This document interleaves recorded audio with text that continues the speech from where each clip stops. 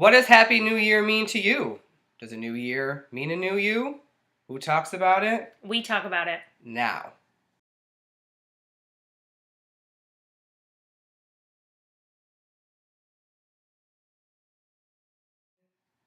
Happy New Year. Happy 2015. And we are back with We Talk About It Now.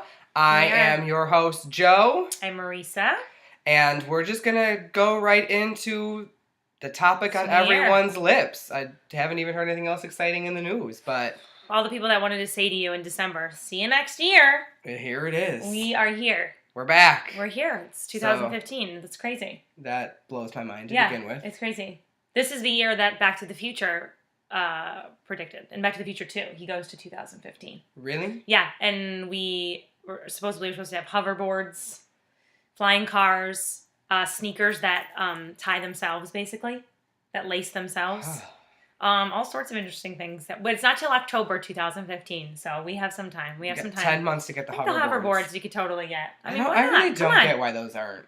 Yeah, I want to just hoverboard maybe to the financial district. Like for people to control them. Whatever. Who cares? People will figure it out. I mean, we had sneakers with wheels. You promised. For Christ's sake. You promised Back to the Future. Remember the Heelys? The Heelys. Oh, yeah. I mean, if people could manage those, they can handle. Oh, silly. They used them in Little Mermaid on Broadway. They had Heelys. Did they? To kind of like make the swimming. Yeah. Anything. I don't think I'm making that up. I think that's wrong. Anyways, Happy New Year. Yes, we're happy to be back. So that's the question. What does Happy New Year the biggest thing is always like, it's this you already know big this. Pivotal changing Happy New point Year into our timelines of New Year. life. Yes. People, literally the calendar is at the beginning. You get a new planner if you're like me, an actual one. I still use an actual planner. And you make this thing called resolutions, which I always find funny because, for example, we were talking about this before. People always say, oh, it gets hard. You make the resolutions in like February and March. You're like, oh, I don't want to do it. It's day 3 and I'm already like this. Okay? I'm already like that. It's day 3 and I haven't started. See? Like today I got caught in the snow and my hair is a little crazy and we don't really have like other people here to like fix me. And I was just like, forget this. I don't want to go to the gym that I joined for the first time. I haven't worked out since I was 22. I joined the gym and I went yesterday for the first time as a member. So I really want to keep it going, of course, but it's day 3 and I'm already like, well, I could take a nap. And I can say as somebody who more often than not am a regular gym goer. Very motivated. Everyone, please forgive now. No, but you're like 4 months since I've gone. But once you put your nose to the grindstone, like you'll be in Brad Pitt shape. Like I'll come over next week and it's like, oh, Joe has like an 8-pack.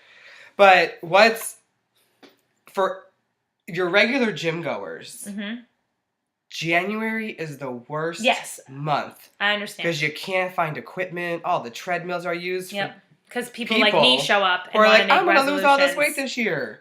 I know. And then usually, you're right, by like February-ish, March, the gym is back to normal. Yes. But I'm motivated by money. If I spend money on something, like the gym, I can't get out of this contract, I'm going. So I'm very motivated by money. So I'm going. And I'm really trying to push myself this year to make, things that I really want to happen. I feel very different about it this year. I know it's hard to explain, but... like I've had that same feeling too. Like I probably have said it every year. Yeah, but something down in my core has this feeling that 2015 is not only going to be like this good year for me, but just a good year for almost everybody I know. Like I just feel like down in my soul that it's good things are about to just come. Yeah. Because I think like so much is brewing in everyone I know's lives. I also feel like it's our age too, where people go, okay, I'm ready to make commitments in career, in relationships, in homes, and all of a sudden people start to prosper. So maybe like all of our friends who are at this age at some point had their own 2015, I guess. But I definitely feel that way. Like I feel like this is the year for me to really and you want to talk about, since you brought up our age too, as I've gotten older, this time of year is double stressful for me. Why? Because my birthday is on the 7th. Coming up. So on top of having this, did I accomplish what I wanted to in the calendar year? 7 days later, I'm like, did I accomplish what I wanted to by this age? Like, I have to deal with all that reflection. I feel like that. In a week time frame. So, How do you feel about it? What do you feel? I kind of got rid of resolutions.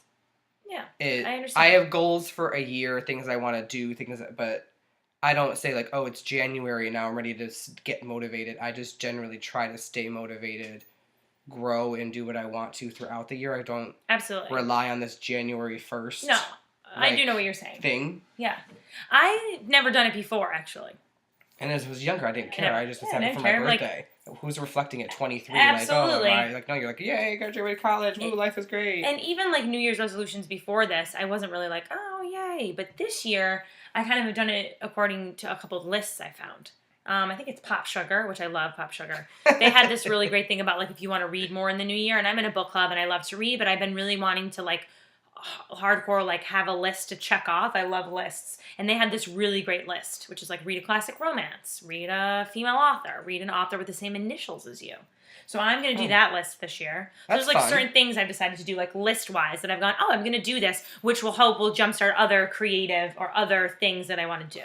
Yeah. And the gym just really came out of the fact that, I don't know, I just wanted a place where I could feel like I could have some time to myself to feel fit. And I'm on the quest to look like Halle Berry, to be honest with you. And I thought, if I don't start now, when am I going to start? You know, I do it, I can, just generally for health.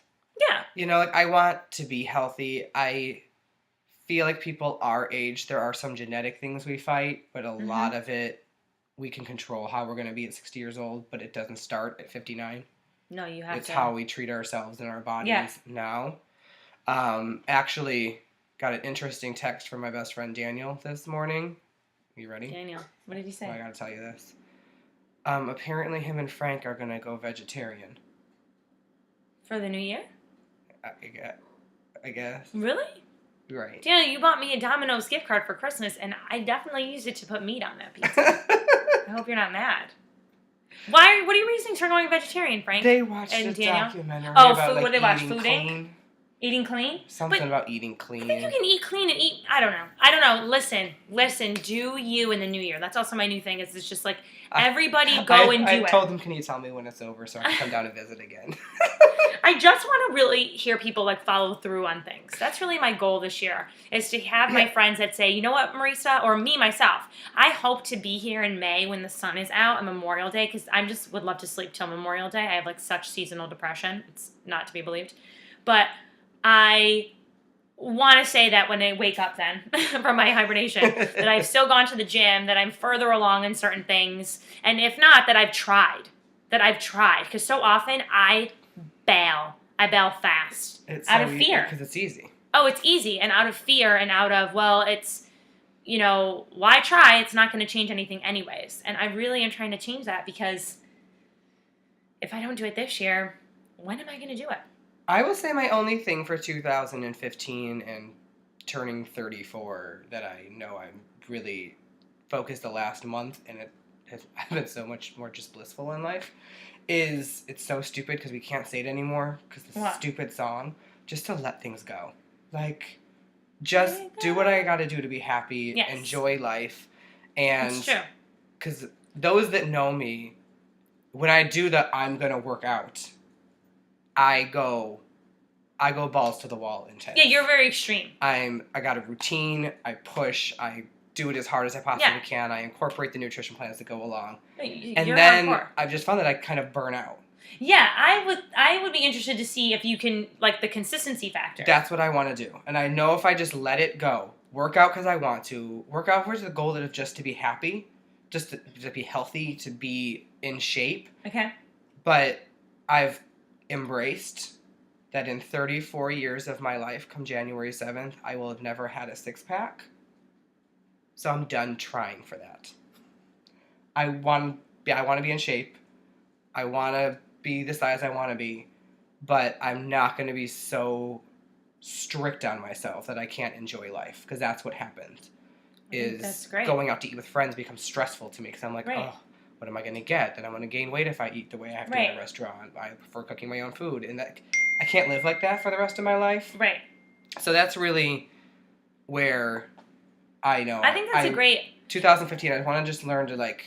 And I think we should check back in on it. Like, I think... Oh, sorry. I keep forgetting we don't have somebody that's like moving as I move. I think that we should check back in on it with each other and with our audience as well. So like join us in kind of checking in every month. Like come February 1st, let's check in and see how it's been going. And if it hasn't, we'll just start it again. We'll just keep making new times, New Year's, February 1st. I'll be like, okay, I went to the gym, but I didn't read the books I've been wanting to read, or I didn't do this that I wanted to do. And then we just keep going. Because I'm very good with like accountability and checking in. So we'll see. Okay, we'll see February. We'll check back in when you're at that episode, whatever we talk about then. Yeah, so I think we could... I can be like, hey, Joe, how's it going? How's the consistency? There's 2 things from what you just said we can do. Go. What can we do? You and I... Joe's really great at like turning it into things we can actually privately, use. We'll write down what we want for ourselves in 2015. Okay. Then we'll put it in an envelope. Okay. In our final episode of 2015, we'll reopen it and read it to everybody. Oh my God. And reflect on what we've done. That means Also, you guys have to... for everyone to join in and just our like resolution type stuff. Mm-hmm. Not just like what do we want for ourselves in 2015, and we can see if that became a reality. But the goalie type stuff, we'll blog about that once a month, our progress. Great. What we're doing, what we've done, what we found works for us. Great. Where we find our motivation.